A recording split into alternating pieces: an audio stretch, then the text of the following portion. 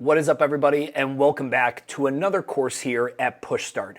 Today we're going to be talking about looking at your employees, whether they're employee candidates that you're maybe interviewing for a position and a role within your business, or maybe you're just doing an audit of the current team that you have.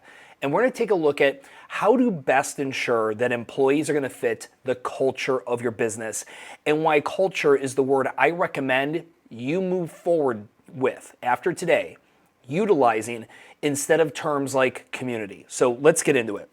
When we start thinking about culture, it's tied into, these bigger topic, less tactical discussions around core values or brand promise or things of that nature. And this is where a lot of small business owners, especially in the fitness industry, will start to zone out. We're always kind of looking for, okay, what do I do? What is the tactic? What is the exact strategy as to how I do a thing? When really we need to back it up. We need to realize that the culture that we are creating, and it starts with us, when we are employee one of one, when you walked past the garbage can as employee one of one, where you wore every hat, and there was an item of garbage on the floor, what did you do? You picked it up.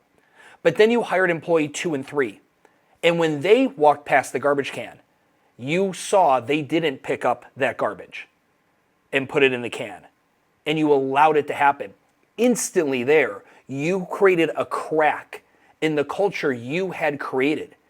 And this is what happens. As a business grows, owners are so busy with every other fire they're putting out that we forget we are in charge of the culture. And we say to ourselves, I hate that they do it like this, or why are they doing that? That's not how we do it. I'll deal with it later. I have other things I have to worry about.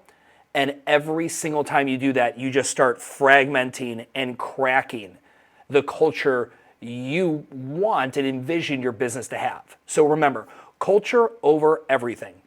Because it's easy to find employees who can coach a great class. It's not that difficult. Even if they can coach an okay class or they're an okay trainer, we can always make them better very quickly and easily versus finding someone that is a match for the type of business and environment and vibe, culture that you want to create. That is much more difficult because that means that somebody has to align with you on core values. Core values, and it's over here, this quote from Peter Drucker: culture eats strategy for breakfast, lunch, and dinner. I believe that 100%. But culture is only derived when you have the right core values. Meaning, core values are just fancy language for what is the reputation I want my business to have. When people talk about my brand, what would they say? Our core values need to 100% push that out into the atmosphere. They need to be things that represent who we are, but what we actually do. I always tell people, if you look at your core values and they're not items that you can give a daily or weekly example of, then you pick something very fluffy, pie in the sky. Integrity, compassion, be humble. Great, those all sound good. But can you actually point to them today and show me exactly how you are living those core values through your business on a daily or weekly cadence? So I've gone ahead and I've taken a very popular brand in the fitness industry, one that most of you guys should know, one of the unicorns in our industry, SoulCycle. And SoulCycle has done a great job of creating a wildly successful culture. Not only the type of people they attract as membership, but also the people they attract to work there. These are the core values of SoulCycle. And most of these bigger companies that you admire and you might look into, in our industry, or maybe even in other industries, you can go and find their actual listed core values. They're publicly available. Go ahead and put in Patagonia core values, put in Yeti core values, and you'll likely find brand documents that discuss this publicly for you to take inspiration from. But these are the ones that SoulCycle has chosen, and they live them through examples that you can see in every studio daily and weekly.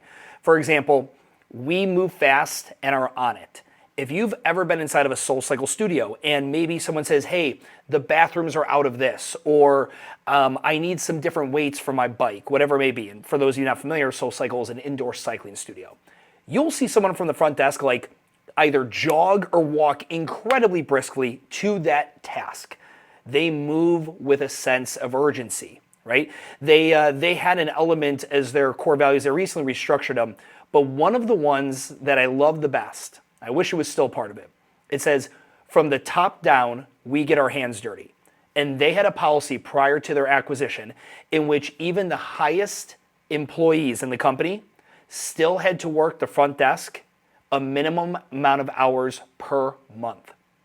That way, no matter who you were, how much money you made, or what your glorified title was, everybody got their hands dirty and doing the basic stuff, which they viewed in their business as almost more important as those people in the C-suite positions. So start taking a look at other businesses, brands maybe you are already a customer of or you look up to, and take a look at how some of the biggest, the unlimited resources brands, how they view core values, how they speak about them, and then see if you can track the way that they are speaking of the culture they want to create to the actual actions that they emit daily and weekly as a real business, that hopefully you have an example of being a customer or someone who has at least experienced their service or product.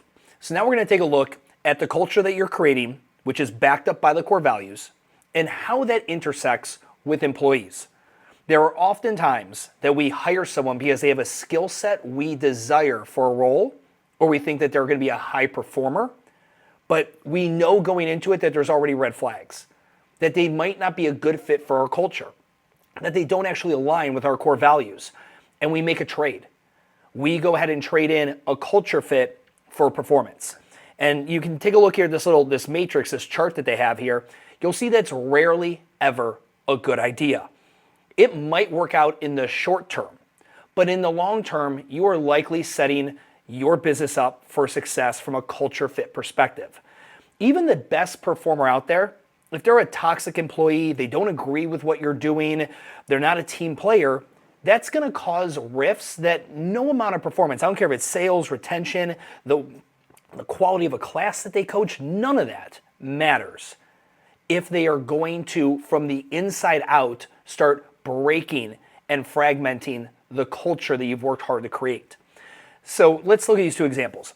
Employee one has a master's degree in exercise science. They've got 10 years of being in the industry, incredibly strong sales background, maybe a military background, so they understand rank and hierarchy, and they show respect to their superiors. All things that we're very interested in when hiring somebody. These all sound like great bullet points on a resume. And they're punctual, but they're more resistant to change. Now, upon further analysis of this, you start looking and you start digging a little deeper, like, okay, that military background, I love it. They're always on time, they're neat, they're kept, they respect the hierarchy, but they're also a little drill sergeant-y. They're a little bit harder with some of the members. They're not as empathetic as what I like to have here in the culture for my gym. But they have all these other things I really like. Yet they are resistant to change. They kind of are stuck in their ways of doing things. That's employee number one. Employee number two is a certified fitness trainer, less than 18 months, so they're brand new in their pursuit of becoming a fitness professional. Their former corporate job is at a bank, so nothing even related to the fitness industry. 0 formal sales training, but they're extroverted and very charismatic. They're a great people person, and they're excited to learn more about fitness and business. Now, there's pros and cons to both of these candidates. But when you look at which one could I most likely mold to my culture, that's where you would have to, make a decision on which one you were hiring. And who knows, you could have a culture that's very matter of fact, a little bit more military and hard-nosed. And maybe employee number one is the better fit for you. You want people who come with industry experience and, they have the accolades of degrees or this, that, and the other thing. Versus the other one sounds more like, hey, they're more like our members. They're the everyday person. They're excited about this new fitness professional, journey they're on, but they're certainly not a master of it. And that's kind of like our members. They're excited about their fitness journey. They certainly haven't mastered it. So we like that as a culture fit. Again, this is completely up to you and what you're trying to build. But I highly recommend we never sacrifice culture fit for performance. Now, when you're screening potential employees during the interview process, you want to make sure to start that process early so we can identify any red flags that would mean this person is not a good culture fit. And these images here, and I know my head's blocking one of them, but it's from the movie 300, and it's the scene where Leonidas is marching his 300 soldiers into battle. And they come across another army that wants to join them. The army is kind of a ragtag, makeshift sandlot version of just farmers and welders and just all these different professions. They're not professional soldiers. And Leonidas goes through and asks all these guys in the other army, what do you do? Welder. What are you? A farmer. What are you? A blacksmith. And then he turns around and he asks his soldiers, what do you do? What is your profession? And they all together, they chant, oh, ooh-rah, ooh-rah, whatever. And the other army goes, oh, I get it. This is what these guys do. They are professionals. You want a new employee coming into your system to feel this exact moment. So imagine this scenario. You've hired somebody, and on their first day they walk in, and your front desk girl is leaning on the front desk like this, or she's on her phone, eating. Oh, hey, what's up? Who are you? Are you here for class? Or like she doesn't even know that the new employee that got hired is showing up. They walk into your office. Your office is a mess. It's got stinky gym clothes in it and protein powder spilled on the desk. It's just in disarray. What do you think you are instantly giving that new employee the vision of? Are you a well-trained group of soldiers, in this example? Or are you just kind of this ragtag group of people that happen to work in a gym together? You want to start this process early, which means when you're hiring new people, if you haven't ironed out these issues, like if you're embarrassed or concerned for someone to walk in as a new employee and get the wrong idea about your culture because of things you currently allow, you need to fix that today. I wouldn't even make another hiring decision until you fix what you currently have. All you're going to do is just be stacking bad culture fits on top of each other. And even if the new hire is a good culture fit, they're going to walk in and it's not going to be what you discuss. It's not going to be the vibe they got from you in the interview, because you've allowed all this disarray and this fragmented culture to develop. So please make sure that you start this process early and you let them know what the expectations are. I give some examples here. When they look at you guys digitally, what are their expectations going to be, or what are they going to assume about you from a digital perspective? Is it a sloppy, poorly done website, or does it look very professional and updated?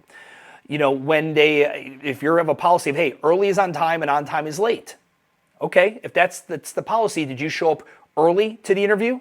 I can't tell you how many times an owner shows up late to a job interview and thinks it's okay because they're the owner. Sure, it's your business, it's okay. But you literally have just established to that individual that's the culture of this business. It is okay for us to be late to things. And in your heart of hearts, you might say, that's actually not at all what I want to create. That's where our actions need to be able to cash the checks our mouth writes. Now, there are other great tools available out there. If you just Google hiring personality assessments or personality tests, there's a lot of different brands out there. DISC is one of my favorite ones.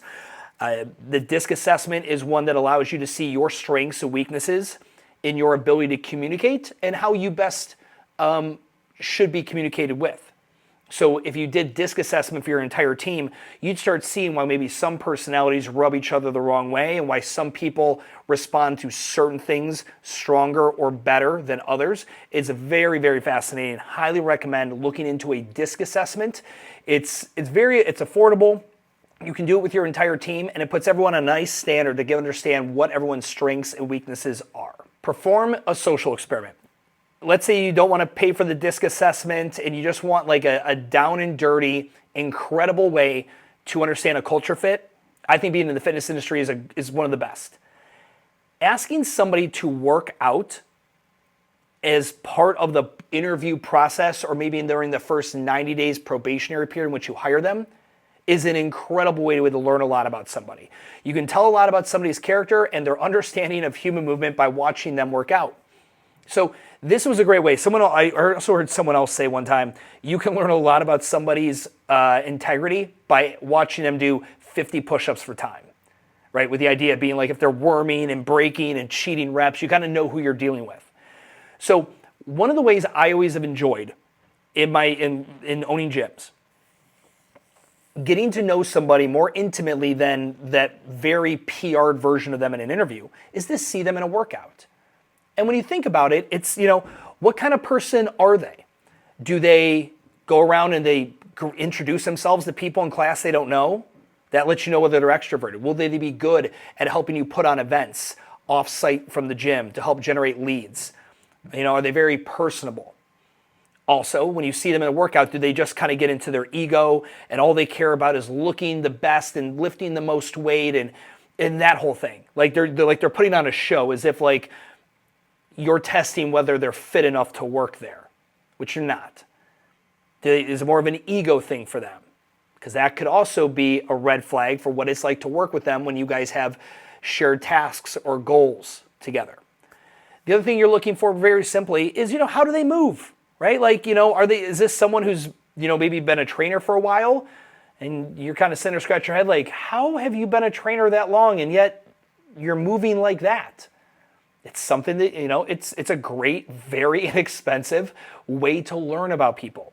I also love seeing when new employees would come in and we would have them take classes, how they observe the space. Were they just focused on the workout? Like, this is my 1 hour to work out. I'm not thinking about anything else. Or were they there? Were they like they're taking notice of these people who they're eventually going to be coaching? And were they taking an interest in how things were done? And were they receptive to the coach that was coaching that class? How did that go? And that was always just such a great learning experience as to who I had just brought onto my team. That's why we talk about this in other courses here at PushStart. It's one of the things we recommend is having people work out when they come on site for that first on-site interview. That way you can see this third dimension of who somebody is. Hopefully you've enjoyed this course. Hopefully that it's been helpful and giving you a different perspective on how to start thinking of your core values as the building blocks that create the culture, and then defending that with everything you have. But if you'd like some more resources, these are some of my absolute favorite books that will help you create a sustainable and accurate culture fit within the members you accept and you take their money from and provide them a service, and the employees that you provide jobs and careers to. So you have Simon Sinek's Leaders Eat Last. Absolutely love that book. The Zappos story, Delivering Happiness. If you're not familiar with Zappos, online shoe retailer, probably one of the best customer service examples of a brand out there. And then The Culture Code by Daniel Coyle. Highly recommend these three. There's audio versions available of these guys as well. But if you're looking for some additional resources to really sink your teeth into, these are the ones I recommend. And as usual, if you have any questions about the course material, please hit myself or any of the Push Press staff up inside of the Push Press Facebook group, and we'd be happy to answer any questions you have. Until I see you guys in the next course, have a great day.